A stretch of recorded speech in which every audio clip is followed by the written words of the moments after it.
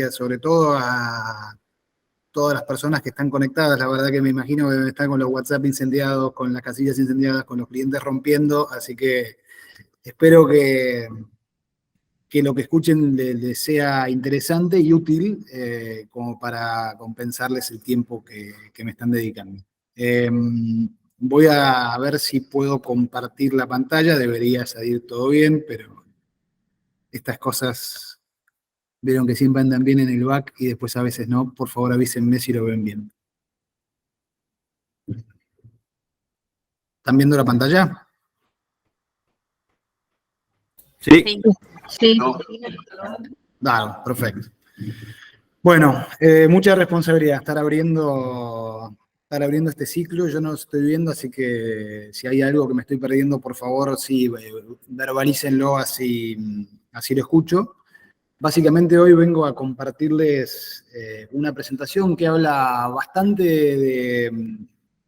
de lo que tiene que ver con los últimos años de la comunicación y con lo que nosotros creemos que se está dando en el mundo de la comunicación. Muchas de estas cosas probablemente las están viendo en el día a día, las están viviendo, las están aplicando con los clientes, y probablemente algunas otras cosas por ahí no, y seguramente que el conjunto de todas estas cosas puestas en común y todas juntas y ordenadas, les puede llegar a resultar como una visión novedosa, que es en realidad la que hoy estoy presentando yo, pero que la que traemos de feedback como nuestra modalidad de trabajo habitual.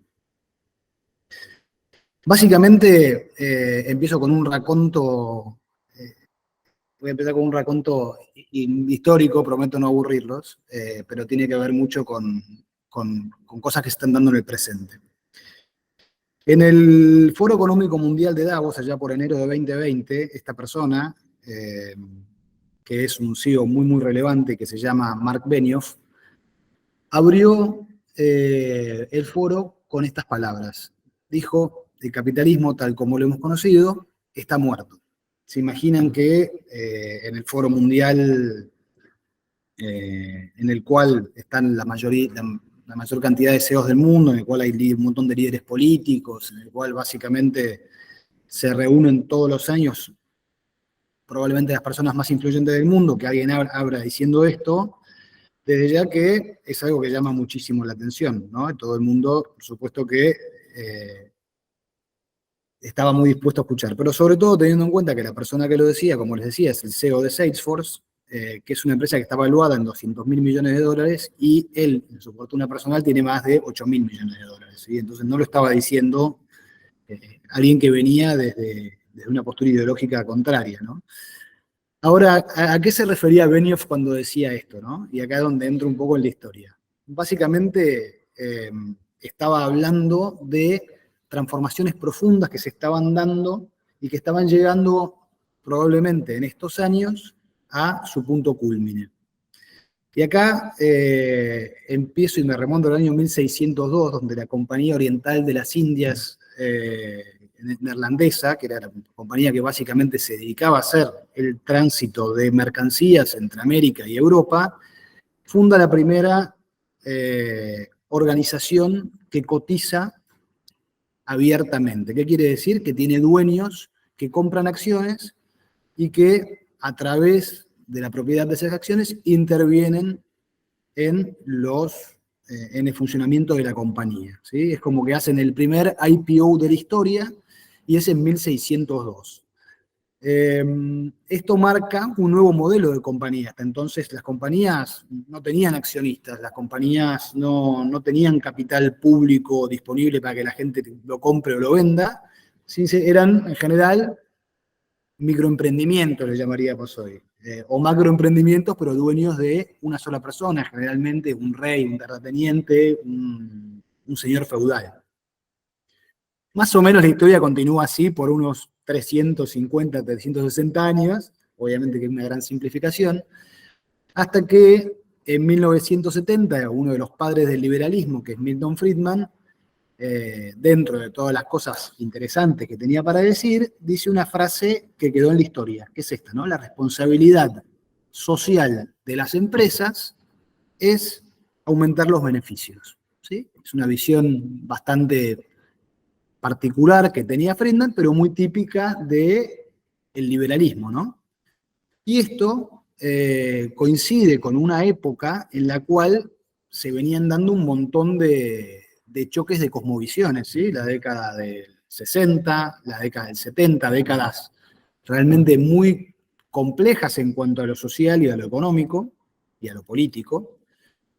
Y entonces en ese momento que él diga esto, bueno, por supuesto que llamó mucho la atención y dio mucho que hablar, ¿no? Básicamente ese punto de vista en ese momento eh, fue muy repudiado por gran parte de los eruditos, salvo por supuesto de los economistas, y durante mucho tiempo, digamos, durante esa década, a causa de todas estas tensiones, o probablemente influido por estas tensiones, se dio como justo una época que no fue particularmente buena para el mundo de los negocios, al punto que la revista Time en 1975 se preguntaba si el capitalismo podría sobrevivir.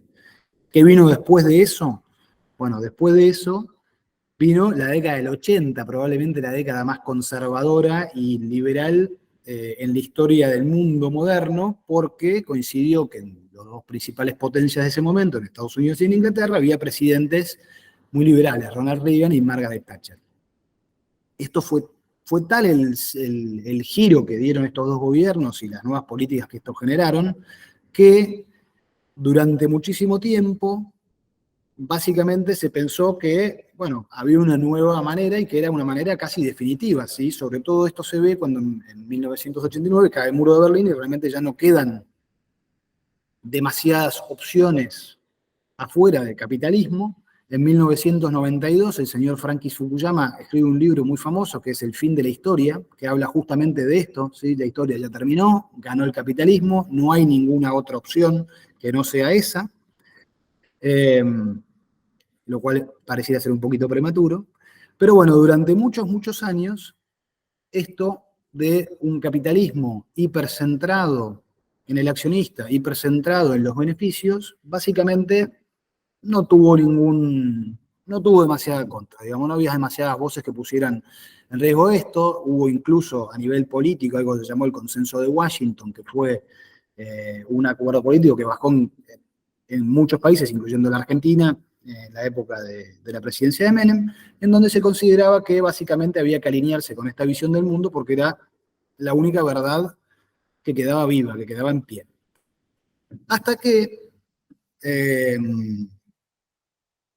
más o menos en 2008, incluso, bueno, hay que ver todo, obviamente antes sucede lo de las guerras gemelas, el capitalismo, digamos, la globalización empieza a ser puesta en duda por parte de la población, pero bueno, en 2008 se da, 2007-2008, a fin de 2007, principio de 2008, se da un hecho muy relevante que es la caída del crack de Wall Street, algo que no se daba en esas dimensiones desde, les diría, la Gran Depresión, que rompe con gran parte del sistema financiero de Estados Unidos, empezando por compañías muy emblemáticas como Lehman Brothers, y genera una serie de dudas muy, muy grandes con respecto a el capitalismo financiero sobre todo, pero también sobre la manera en la cual las compañías se estaban comportando.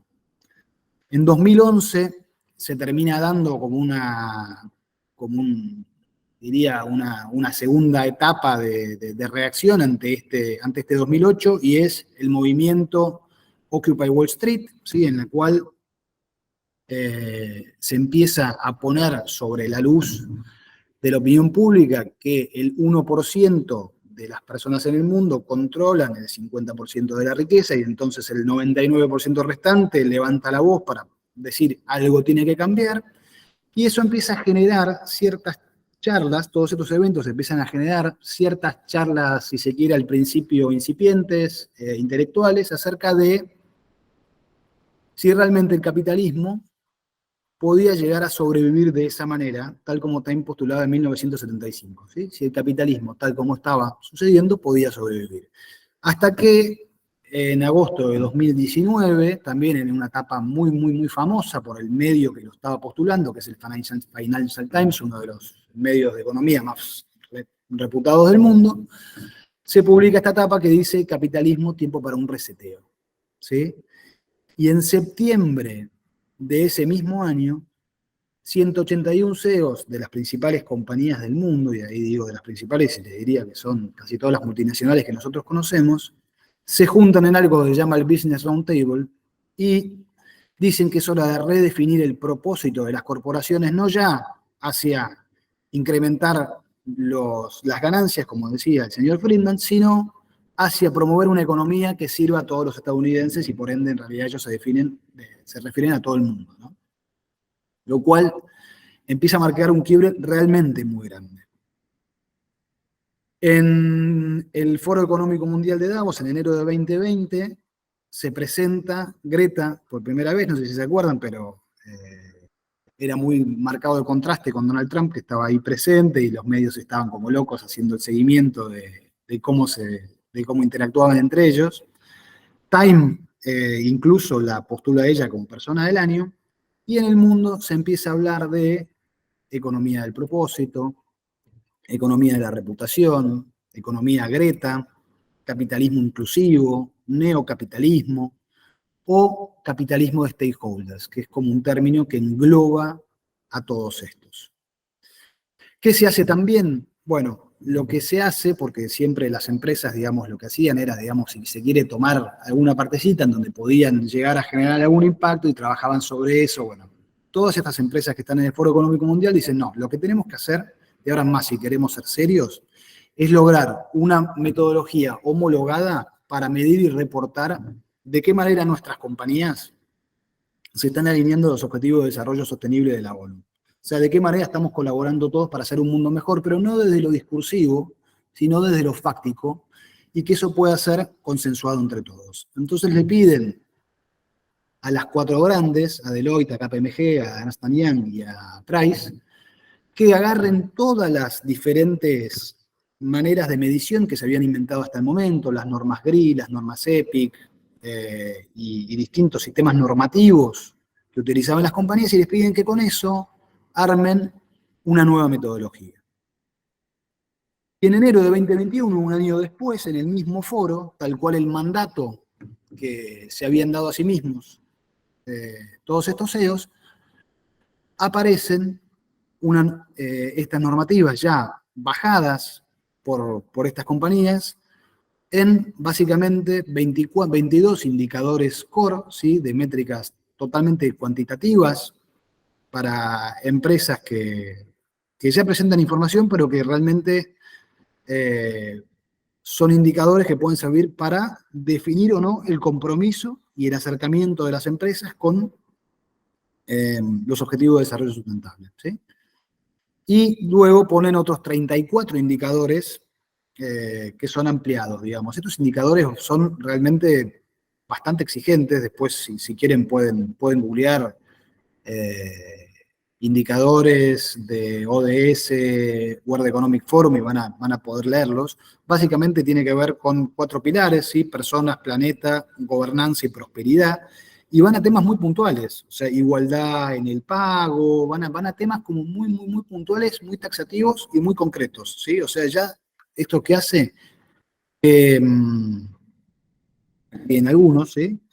¿Esto qué hace? Bueno, básicamente lo que plantea en ese momento Brian Moynihan, que era el presidente del Bank of America, es esto, ¿no? Lo que buscamos es un marco para que las empresas demuestren la sostenibilidad a largo plazo. Un marco que integra métricas financieras, criterios financieros relevantes, consideraciones de ESG, que es gobernanza social y ambiental, igualdad de género, prácticas de compensación, gestión de la cadena de suministro y otras actividades, ¿sí? Como ven, prácticamente todo el quehacer de las empresas, ¿sí? Cualquier cosa que una empresa haga, básicamente va a estar tocado por estos puntos, ¿no? ¿Cuál es el tema de esto? Digamos que si bien ellos se pusieron estos 22 indicadores y son bastante taxativos y son bastante claros y bastante concretos, hay un pequeño truquito, que es que hasta el momento no fueron datados, es decir, no se bajó una fecha en la cual todas las compañías que adquirieran estos principios deberían estar ya adecuados a los mismos, y por otra parte no eran compulsivos, ¿sí? No es que dicen, bueno, ahora todas las compañías van a tener que tomar estos 22 indicadores y adaptarse. ¿Qué quiere decir esto? Bueno, puede ser que haya sido una manera de autorregularse ante contextos regulatorios que probablemente se veían venir que varias de estas cosas se podían llegar a convertir en ley. De hecho, en la Unión Europea ya hay un montón de leyes que tienen que ver con estas cosas, mucho más que en Estados Unidos. Pero ¿por qué es tan relevante esto? Porque eso que era intangible, ¿sí? Que eran los valores, el propósito, la misión, todo eso en lo que nosotros trabajamos un montón, empezaba a tener cierta bajada de realidad, ¿sí? Empezaba a apuntalarse en algo muy tangible, en algo muy concreto, en cosas para reportar y cosas para lograr. Y eso básicamente tiene implicancias en 4 ámbitos fundamentales dentro de las compañías, ¿no? En el cultural, en el económico, en el reputacional y en el comunicacional. Y ahora vamos a ver un poquito cada uno de ellos. En el cultural, porque cuando nosotros trabajamos en comunicación y siempre trabajamos hace muchos años en storytelling, ¿sí? En aquello cómo hacían las compañías para contar aquello que hacían. Luego eso se reformuló y pasó al story doing, ¿sí? Ya no solo tengo que quedarme en lo discursivo, sino que tengo que ir a lo ejecutivo, ¿sí? Tengo que ir a hacer aquello que estoy diciendo, porque si yo no hago lo que estoy diciendo, se genera cierta disonancia, y eso puede ser peligroso. Hoy nosotros creemos que esa etapa ya está pasada, y que estamos en una etapa de story being. ¿Qué quiere decir story being? Que ya no solo yo tengo que hacer lo que digo, sino que tengo que ser lo que yo digo. Tiene que haber adentro de la compañía una serie de valores, por eso dice ahí axiológico, que vayan desde el board y el top management hacia abajo, en el cual toda la compañía se compromete a vivir bajo esos valores. ¿Y por qué es importante el ser?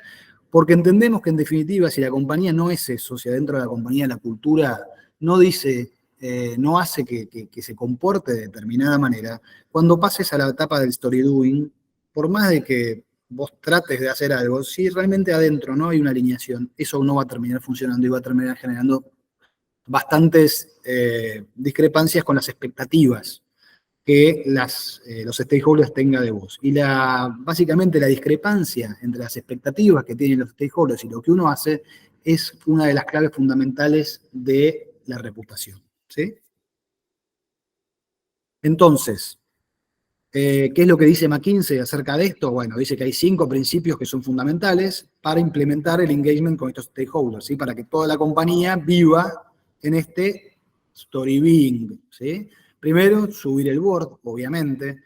Después, establecer y realizar seguimiento de objetivos ambientales, dice acá, pero pueden ser ambientales, también pueden ser sociales. Trabajar con todos los proveedores y con toda la cadena para que desarrollen las capacidades y las habilidades para subirse también a esto.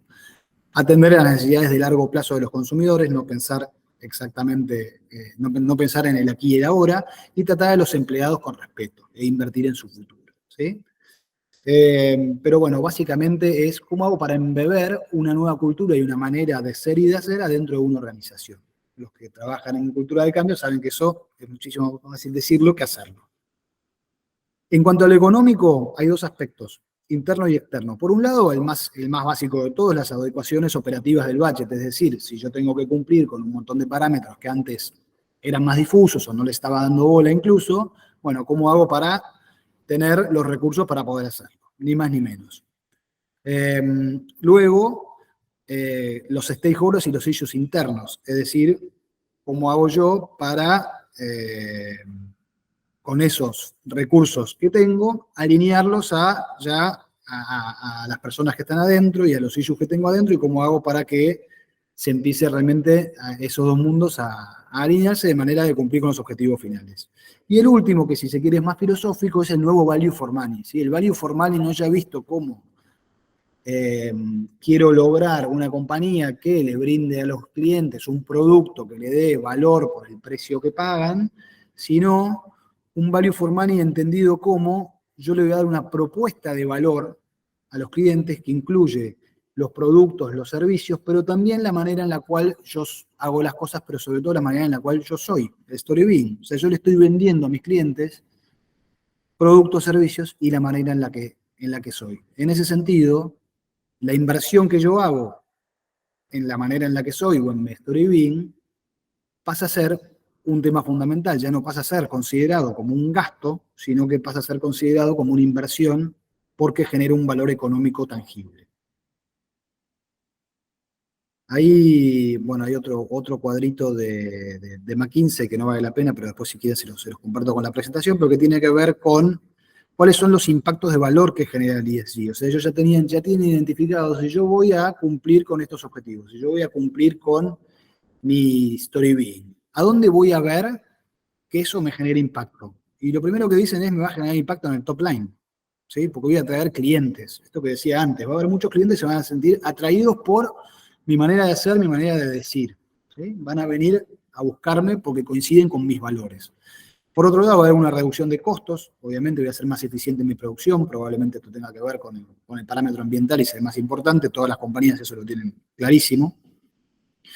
Voy a tener menos problemas regulatorios o intervenciones legales. Voy a tener también mayor productividad. ¿Por qué? Porque va a haber una motivación mayor en la fuerza de trabajo. Voy a traer mejor talento. Y también voy a generar más inversión y optimización de activos. ¿Por qué? Porque voy a conseguir básicamente gente que esté interesada en invertir a largo plazo en mi compañía. Esto es tan así que en los últimos años se han puesto de moda lo que se llaman los fondos verdes, lo que se llaman los fondos éticos, ethical funds, y que tiene que ver con ofertas en la bolsa de compañías que tienen un componente muy fuerte de ESG en sus operaciones. Esto empezó incipientemente en 2019 y para 2023, este gráfico llega hasta el 2022, pero el dato actualizado correcto es el que está al costado, ya hay más de 1.500 fondos indexados con una inversión total de 2,6 trillones de dólares, ¿sí? Eso te puse 2.600 y 9 ceros atrás, ¿sí? Es una barbaridad. Esto incluso ustedes por ahí no lo viven porque por ahí no, o sea, aquellos que no les interesa la bolsa probablemente no lo tengan en cuenta, pero esto pasa incluso en Argentina, ¿sí? Nosotros Feedback trabajamos con Bima, que es el mercado de la Argentina, y en ese mercado ya tenemos un montón de fondos verdes que operan y en el cual solamente en esos fondos pueden entrar compañías precalificadas por su buen comportamiento, si se quiere, y los compradores de esos fondos obviamente son aquellos que recompensan esa manera de ver el mundo y de actuar, ¿sí? Entonces, es algo que se está dando a nivel global y que, como ven, está creciendo de manera exponencial. Bueno, vamos a lo reputacional. Lo reputacional, básicamente, ¿qué es lo que hace un enfoque de este tipo? Y, para empezar, que uno tenga una cantidad de stakeholders muchísimo más grandes que los que solía tener en cuenta, ¿sí? Acá pusimos varios ejemplos, pero es un universo recontra multi-stakeholder. Yo tengo que moverme en un mundo en el cual hay un montón de actores con los cuales que me están mirando y están evaluándome todo el tiempo, básicamente, ¿sí?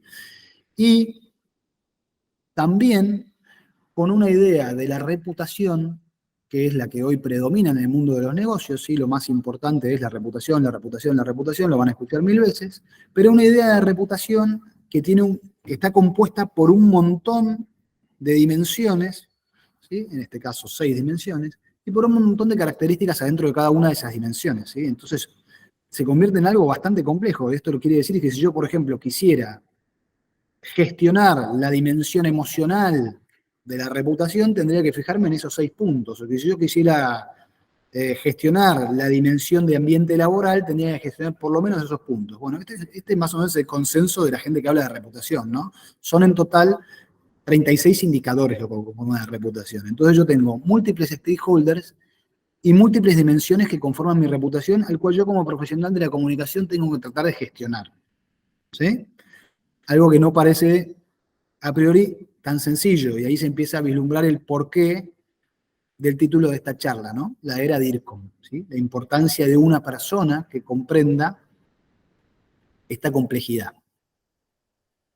Desde lo comunicacional, que probablemente sea lo que más nos divierta a todos los que estamos acá, bueno, existe claramente un nuevo encuadre en el cual conviven estos 3 términos griegos, el ethos, el pathos y el logos, que no es más que la ética y la credibilidad, ¿sí? La reputación, lo que el storytelling, el pathos, las emociones y los sentimientos, cómo muevo yo a la gente a asociarse a mis valores, y el logos, la lógica y la razón, los datos como valor fundamental para centrar todo, digamos, y para que todo para que todo tenga un asidero en la realidad, ¿no? Y sea tangible.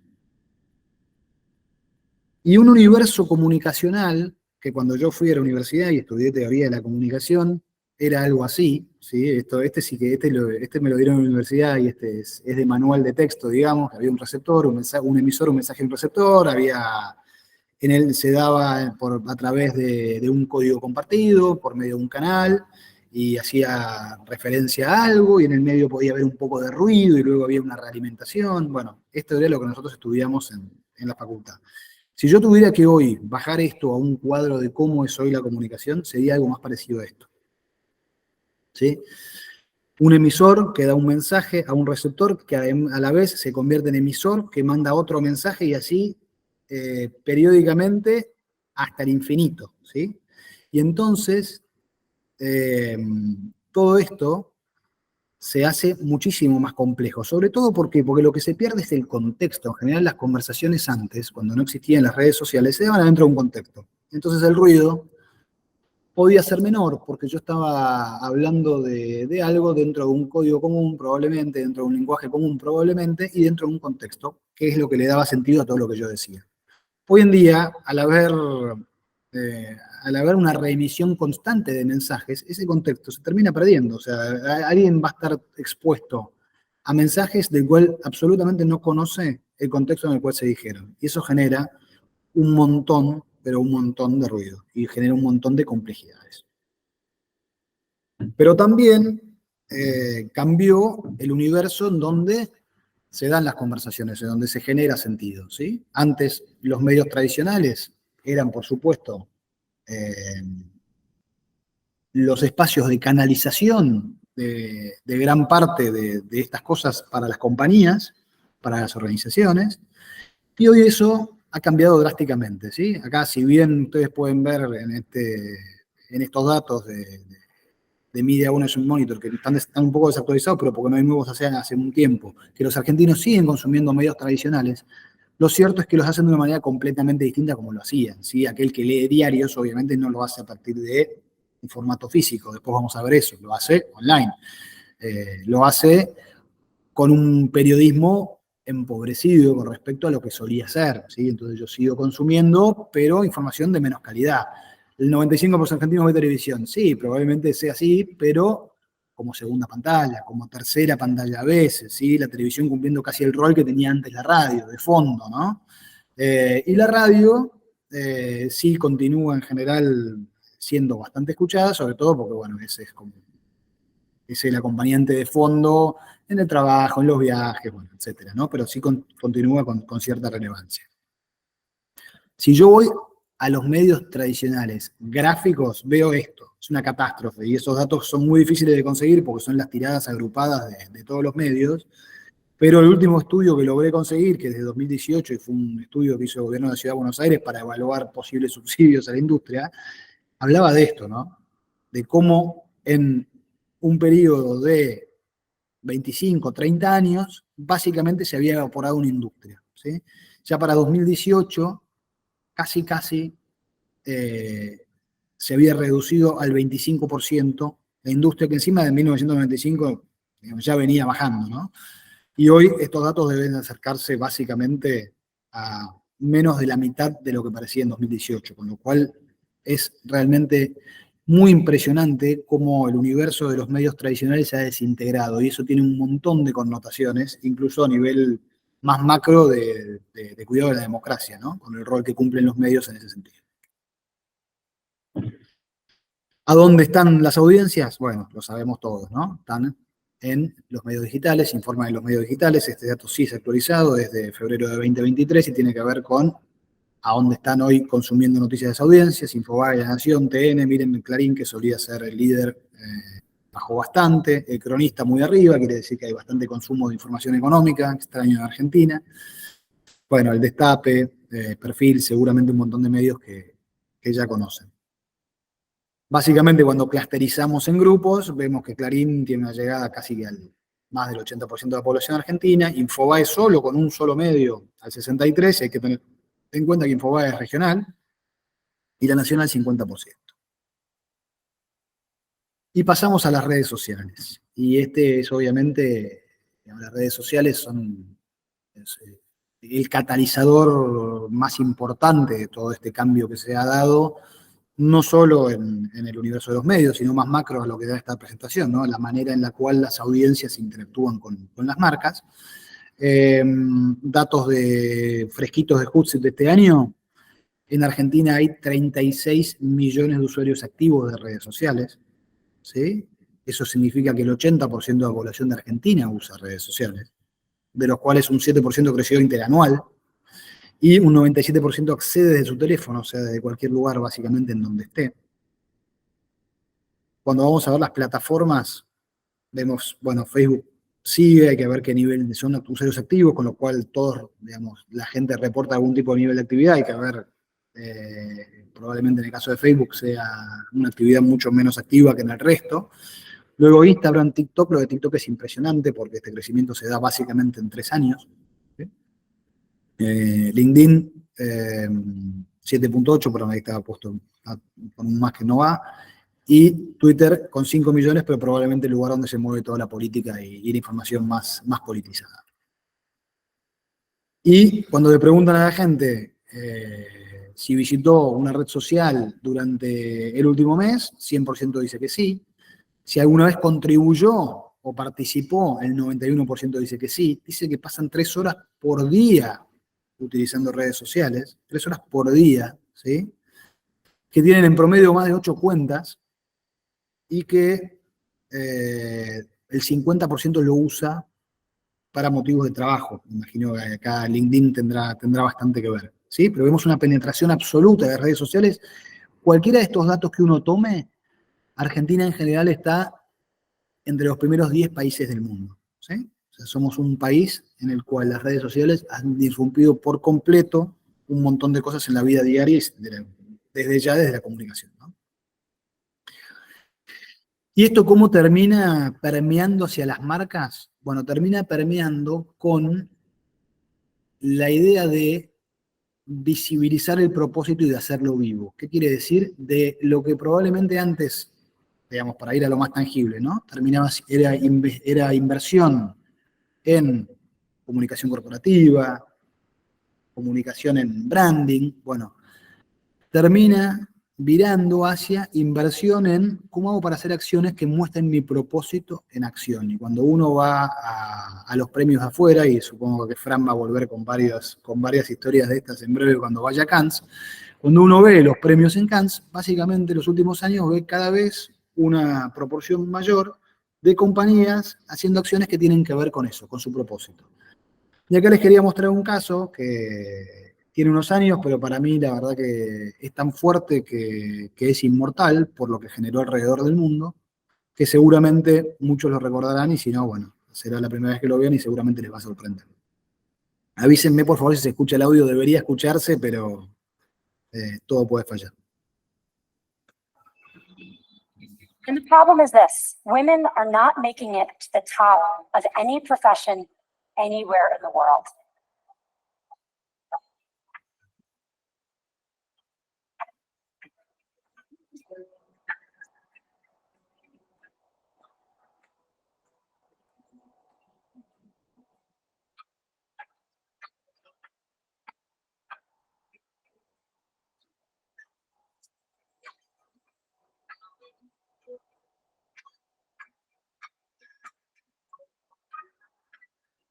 Today is International Women's Day, and one Wall Street firm is marking the occasion by placing this statue, a little girl, staring down the iconic charging bulb.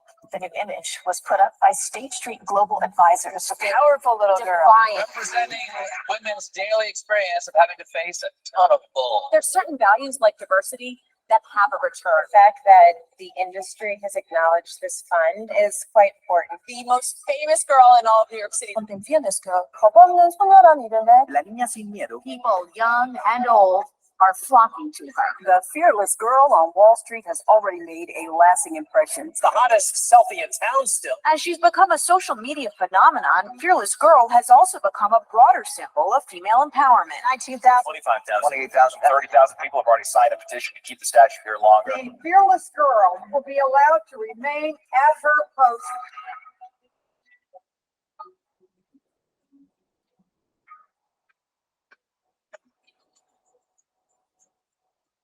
This statute has crystallized this moment in history. My generation fought for the women of today. So that little girl is saying a lot.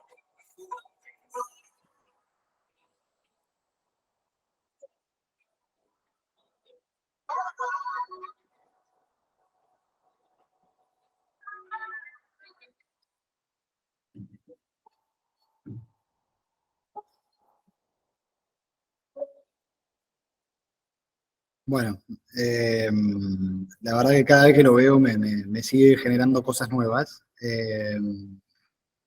Para un pequeño resumen, justamente una empresa de inversiones para promover la diversidad en las compañías, en los boards de las compañías, genera justamente un fondo, ¿sí? Un fondo como los que hablamos antes, un fondo ético, en el cual llama a inversores a comprar básicamente acciones de compañías que promuevan la diversidad en sus directorios.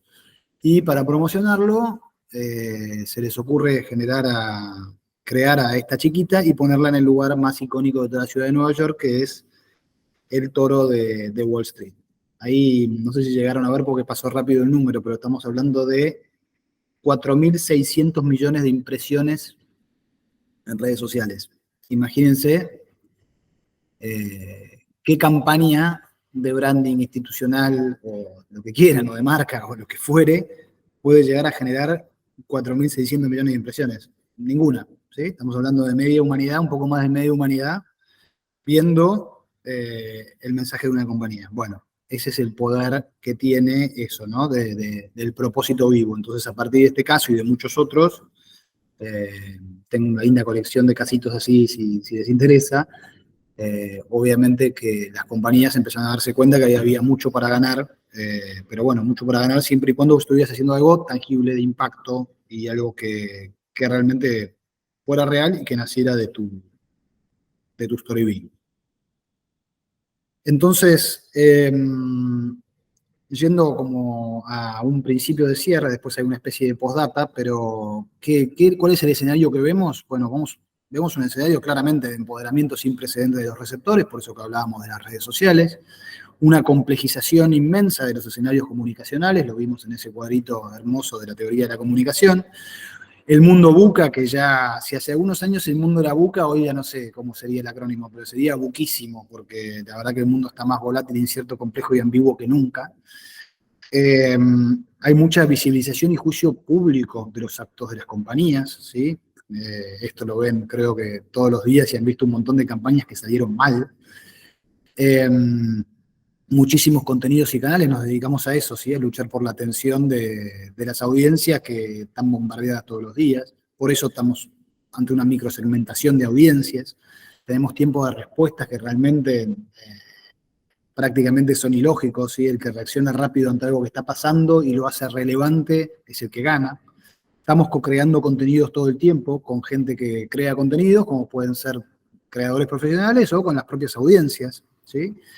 Y las empresas se convierten en actores sociales relevantes, actores sociales ante los cuales la sociedad espera algo, ¿sí? La famosa ciudadanía corporativa, que hace unos años era un programa de responsabilidad social medios lavados, hoy realmente se convierten en algo que importa, ¿sí? Y la creatividad y la apropiación de significantes, pues acá son clave. ¿Qué quiere decir? La creatividad para distinguirse del resto, y la apropiación porque aquel que encuentra el insight que realmente le pega y es el primero en utilizarlo, por supuesto que tiene un valor agregado. Entonces pasamos de las empresas como un actor social pasivo, un actor social completamente activo, centrados en los shareholders, en aquellos accionistas que decía Friedman, a centrados en los stakeholders, ¿sí? Escondido o ensimismado, las compañías nosotros nos pagaban para no salir en medios algunas. Bueno, hoy es imposible esconderse, ya todos lo tienen en claro, perdón. Donde no había líderes visibles o muy pocos líderes visibles, eran 4 o 5 personas las que eran visibles del mundo de los negocios en el siglo XX, a tener a los líderes como voceros claves, especialmente el CEO, ¿no? El CEO se ha convertido en un rockstar prácticamente, ¿sí? Pero aparte es la persona que simboliza los valores de la compañía en un cuerpo humano, entonces es muy relevante. Pasamos de un mundo de pocas regulaciones a un mundo hiperregulado, y a un mundo hiperregulado en el cual la opinión pública juega una parte fundamental. Tenía un colega que decía, nadie legisla en contra de la opinión pública, con lo cual la regulación parte básicamente hoy de la escucha social y de pensar qué piensan cada una de esas audiencias con las cuales se enfrentan, en este caso los políticos. Las empresas sin contrapesos no tuvieron contrapesos durante muchos años, lo cual llevó a muchos abusos, a hoy con muchos contrapesos, incluso con licencia para operar, ¿sí? Si una compañía no cumple con ciertas cosas, no puede operar. Centrado en el resultado económico y es centrado en el triple bottom line, social, económico y ambiental. El valor de las compañías definidas por el mercado, y hoy también el valor de las compañías sigue siendo definida por el mercado, porque en general cotizan en bolsa y ahí es donde se definen los valores, pero fuertemente influenciados por la reputación. Y eso ya marca un quiebre muy grande, ¿sí? Porque quiere decir tiene un valor normativo muy fuerte. Entonces, ¿qué hace esto? Que el DIRCOM, el director de comunicación, la persona que básicamente es la contraparte de Feedback Seguro y probablemente de muchos de ustedes en las empresas, que históricamente era una persona de relleno, que estaba ahí para hacer eventos, para asesorar cuando había tiempos de crisis, bueno, hoy en día se convierte en alguien que tiene un poder impresionante dentro de la compañía y muchísima responsabilidad también, ¿sí? ¿Por qué? Porque toda la parte de esta normativa y por ende cómo la comunica genera un impacto terrible en el negocio, porque es el gatekeeper de la reputación, ¿sí? Es el primero que tiene conocimiento de qué es lo que está pasando afuera y que lleva a la compañía, che, tenemos que nosotros comportarnos de esta manera, porque tiene este termómetro todo el día prendido, ¿sí? Está a través de las redes, escuchando qué es lo que están diciendo de él y puede accionar en tiempo real, y porque, y sobre todas las cosas, por tener esa información se convierte en un referente cultural, ¿sí? De que le puede hablar al CEO y decirle, escúchame, la sociedad está yendo para este lado, esto que estamos haciendo está bien, mal o regular, sigamos así o cambiemos. Y eso es realmente súper importante. Y nunca antes las empresas estuvieron tan necesitadas de conciliar lo que dicen con lo que hacen, con lo que son. Y a la vez todo eso con la opinión pública, con sus stakeholders y lo que ellos esperan de esas compañías. Y la pregunta es si están preparadas o no para ese desafío. Y esta charla, que hubiera terminado así hace unas semanas, diría 2 semanas, 3 semanas si se quiere, que el señor Francis Fukuyama hubiera preguntado, ahora sí es el fin de la historia, callate y da lugar a las preguntas. Bueno, la respuesta es no, no es el fin de la historia. ¿Por qué? Porque en las últimas semanas, seguramente algunos lo habrán visto y es algo que está pasando incluso el día de hoy, se está dando en Estados Unidos un movimiento bastante particular, al cual, y liderado por el sector conservador de la sociedad, que es de resistencia a algunas compañías que ellos identifican con el término woke, y lo que ellos llaman woke es aquella compañía que actúa, o para ellos sobreactúa, sobre alguna de las demandas sociales que están sucediendo, y entonces ellos dicen que deberían perder la preferencia, así como si yo estoy de acuerdo con los valores de la compañía, como decíamos antes, debería apoyarla comprando sus productos. Si yo no estoy en desacuerdo, si yo estoy en desacuerdo, entonces no la apoyo, ¿sí? Este es un poco lo que están planteando. Esto inscrito en un contexto que incluso los medios principales de Estados Unidos hablan de guerra cultural, ¿sí? Y acá no estoy haciendo yo estoy describiendo un fenómeno, ¿sí? Por favor no piensen que estoy avalando nada de esto, simplemente estoy describiéndolo. Y esto se vio en las últimas semanas con cosas muy tangibles, ¿no? Primero, con la polémica entre Ron DeSantis y Disney, que ya lleva más de un par de semanas, lleva, les diría, un par de meses, y que tiene como inicio la discusión de Disney sobre una ley promovida por DeSantis para limitar la educación sexual en escuelas a niños chicos, ¿sí? A niños jóvenes. Entonces DeSantis quería pasar una ley que limitara el tipo de educación sexual que se daba en las escuelas. Disney se pronunció en contra de esa ley que quería pasar DeSantis y ahí comenzó una guerra tremenda entre básicamente el estado de Florida, encarnado en su gobernador, que por cierto encima es un candidato presidencial bastante plausible para las próximas elecciones, y una compañía, al punto que solamente en abril, fíjense el daño económico que esto está generando, ¿no? Bajó 20% la acción de Disney. Entonces, es muy importante entender que esta dinámica, que hasta hace muy poquito venía siendo bastante safe, digamos, las compañías viviendo y contando con los valores que creen tener, bueno, hoy se está poniendo un poquito más peligroso, ¿sí? El punto que puede tener un daño muy fuerte, incluso en donde más les duele a las compañías, que es en la evaluación bursátil. Y las últimas semanas se dio este otro caso que también es muy impresionante, básicamente Bud Light, que es la marca de cervezas más popular en Estados Unidos, hizo una acción en Instagram con una chica trans, que podríamos haber hecho cualquiera de nosotros con cualquiera de nuestras marcas, digamos, básicamente. Bueno, resulta que eso generó cierto enojo en los consumidores, en un grupo de consumidores por lo menos, y empezaron a promover una especie de boicot contra la marca. Este boicot se dio durante las últimas 2 semanas, y básicamente la semana pasada Nielsen finalmente publicó los números y tuvo un impacto de una baja en el 26% en las ventas de Bud Light. Uno se mete a las redes sociales y ve que incluso hay gente con orgullo mostrando cómo no compra Bud Light. O sea, una locura absoluta, pero bueno, esto es algo que está sucediendo y que tiene una consecuencia súper tangible, ¿sí? Que es, otra vez, la caída de consumidores. ¿Para qué traigo esto?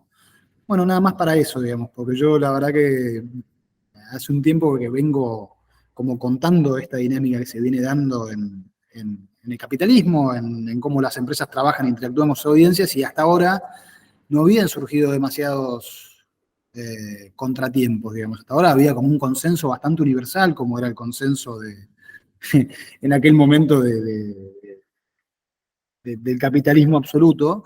Había cierto consenso de que ya eso no iba más y que las compañías tenían que tener este rol, y casi todas las compañías están actuando de esa manera. Bueno, estas son las primeras veces en las cuales se empieza a ver algún movimiento de resistencia a eso, ¿no? Y bueno, no quería dejar de contárselo. Yo tengo una visión de la historia muy hegeliana, ¿sí? Para mí la historia se mueve en ciclos de tesis, antítesis y síntesis, acción y reacción, y esto probablemente tenga que ver un poco con eso. Pero bueno, la verdad que como es muy reciente, no sabemos hasta dónde va a llegar, no sabemos hasta dónde va a tardar, y entonces no sabemos qué va a generar esto adentro de las compañías y qué va a generar en consecuencia también en la comunicación, que es nuestro mundo. Así que nada, con esto termino la presentación. Espero sinceramente que les haya resultado interesante. Cualquier pregunta, obviamente, comentario, lo que quieran, es más que bienvenido. Y entiendo que están con muchísimo laburo. Si alguno tiene un comentario fuera de este foro y quiere que hablemos en otro momento, con gusto también me pueden escribir y la seguimos en otro momento. Así que nada, muchísimas gracias.